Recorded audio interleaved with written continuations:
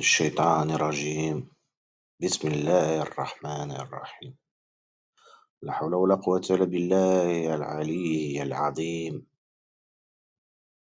وصلى الله وسلم على سيدنا محمد النبي المصطفى الكريم وعلى آله وصحبه أجمعين.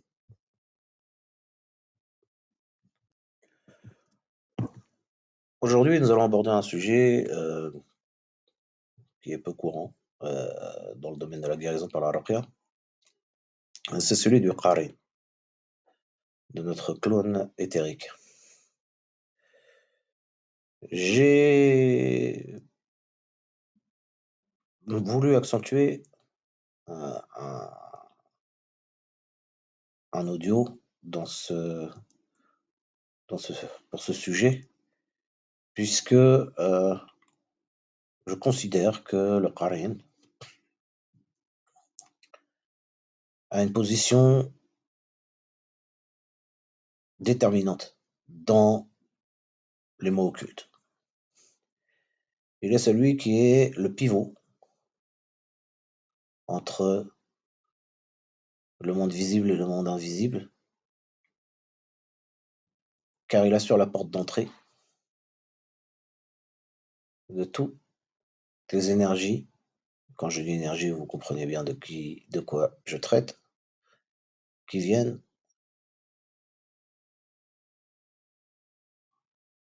apporter leur nuisance, leur désordre dans le corps énergétique de la personne. Donc on appelle ça sorcellerie, pacte, mauvais œil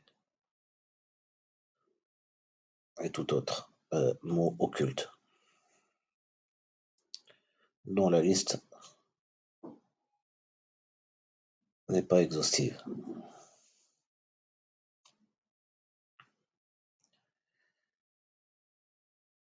Il était important pour moi d'aborder ce sujet, puisque il est aussi responsable du, on peut appeler ça le volte-face, ou le changement de décision à la dernière minute par les patients.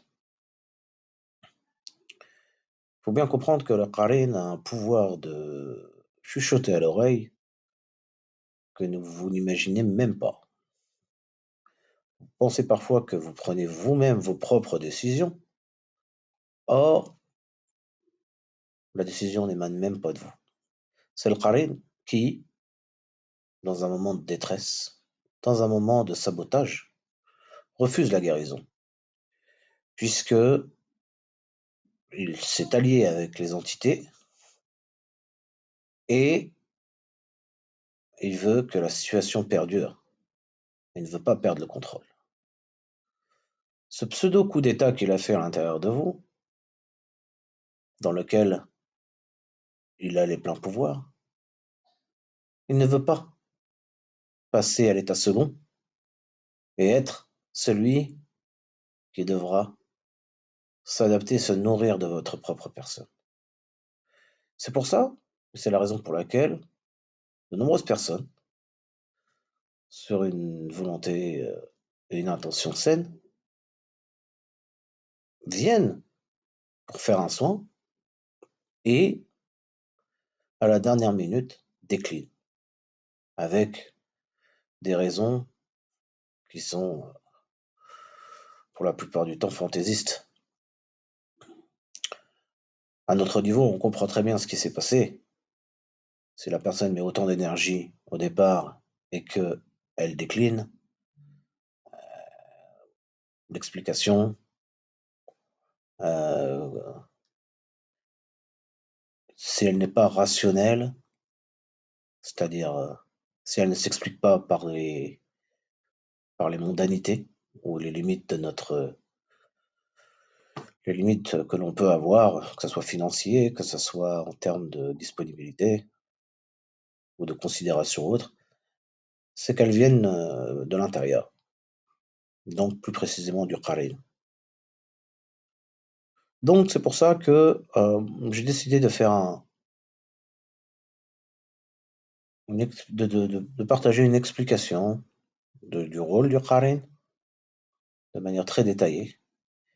Et aussi, vous partagez par la suite une ruqya qui fera en sorte que ce clone éthérique s'aligne par rapport à votre volonté de revenir vers la lumière. Dans Surat Qaf, le qarin dira: Seigneur, ce n'est pas moi qui l'ai fait transgresser, mais il était déjà dans un profond égarement. Allah Azza wa Jal dira: Ne vous disputez pas devant moi, alors que je vous ai déjà fait part de la menace. La parole ne change pas auprès de moi, et je ne suis point injuste envers les serviteurs. Allah, Allah Azim. Il apparaît clairement qu'à travers ce verset, qu'Allah subhanahu wa ta'ala a assigné à chaque être humain un compagnon, que l'on appelle le qarin. Ce compagnon, par définition, vous accompagne de la naissance à la mort.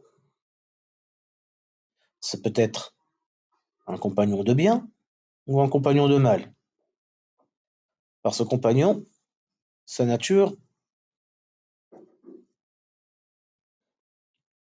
est de feu,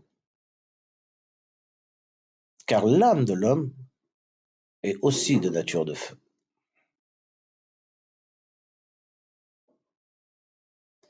Le tempérament aime son semblable. Donc, le qarin et le nafs sont la même nature, le feu, ont cette communion, ce vase communicant. Puisqu'Allah a créé l'homme, a créé en l'homme l'âme, nafs, et qu'il lui a assigné ce qarin se réforme par la volonté et la réforme de l'état de l'homme. S'il se corrompt, il se corrompt par la corruption de l'état de l'homme. C'est donc bien à l'être humain d'être responsable. Al-insan al-mukallaf. C'est à lui qu'Allah a donné la lieutenance sur terre, à qui il a envoyé les livres et les messagers pour qu'il apprenne l'obéissance à Allah et à son messager, et qu'il suive la vérité en sauvant son âme de la perte. C'est à lui qu'incombe la responsabilité. Il doit sauver son âme et sauver son qarin de la perte.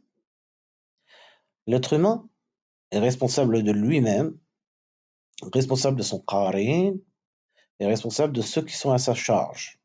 Ça peut être les époux, l'épouse, l'enfant, famille, au niveau sociétal, en fonction de la situation de la personne. Chaque homme est responsable à la mesure de sa position et de ce que Allah lui a confié. Il est du devoir de l'homme de supporter cette responsabilité. Car cette responsabilité est un dépôt de la religion. Elle a été proposée aux cieux, à la terre et aux montagnes. Ils ont refusé de la porter et en ont eu peur. Mais l'homme s'en est chargé.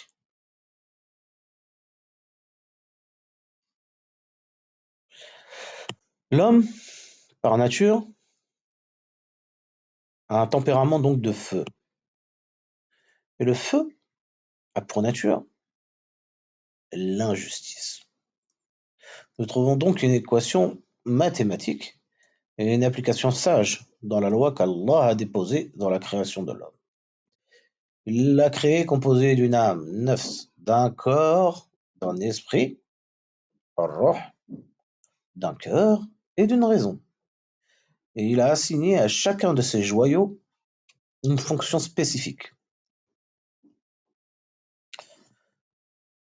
Tout ce système, âme, corps, esprit, cœur, trahison, fonctionne sur la base du tawhid. La force du tawhid, son lieu et sa demeure, c'est le cœur. Le cœur est la maison du tawhid. L'être humain a le devoir de faire rentrer le programme du tawhid dans son cœur, car ce cœur ne peut être vide. Soit il se remplit de tawhid, soit il se remplit de shirk. Tant que ce cœur bat et qu'il y a de la vie, il est capable de recevoir. Allah l'a créé sur la disposition naturelle, sur l'islam. Comme le dit le prophète sallallahu alayhi wa sallam, chaque nouveau-né naît sur la fitra, une disposition naturelle. Ce sont ses parents qui en font un juif, un chrétien, un mage. De la même manière, l'homme est responsable de la réforme de son qarin. Dans les cas de maladies spirituelles, nous voyons souvent le qarin s'opposer au traitement. Il agit comme s'il te punissait. Pourquoi? Parce que tu lui as causé du tort. Tu l'as rendu dépendant des djinns et des diables. Tu l'as laissé devenir un ennemi proche de toi. Il ne veut pas que tu guérisses. Il veut te voir souffrir comme une punition pour ta négligence, pour tes péchés et pour tout ce que tu as commis contre toi-même. Tu l'as laissé s'allier avec tes ennemis, les démons, alors qu'il est devenu, alors il est devenu, par la force des choses, ton ennemi intime. C'est pour ça que la guérison nécessite une prise de conscience. L'homme doit réformer son intérieur. Quand la force du tawhid entre dans le cœur, elle organise tout le système. L'âme et l'esprit travaillent ensemble dans une force coopérative capable de repousser le mal et d'attirer le bien. Mais quand la force de l'âme, c'est-à-dire l'ego, travaille avec le qarin et le shaitan, alors la force de l'esprit est coupée de ce système. C'est un système de vase communicant. Il suffit que l'âme prenne le dessus et l'esprit naturellement descend. L'homme sort donc de l'équilibre. Il reste donc à crier, à souffrir. Mais si la force de l'âme descend par l'apaisement et que la force de l'esprit monte, alors elles se rejoignent grâce au médiateur qui est la force du tawhid. C'est cela qui crée un système complet et sain. Et il y a des unités de mesure dans ce système que je ne peux détailler maintenant, faute de temps. Mais sachez que la réforme du qarin est une obligation pour chaque musulman. C'est de votre responsabilité. Car le qarin protestera, contre vous le jour du jugement dernier comme cité dans le verset. Nous demandons à Allah d'éclairer les cœurs et de nous guider vers le droit chemin. Amin.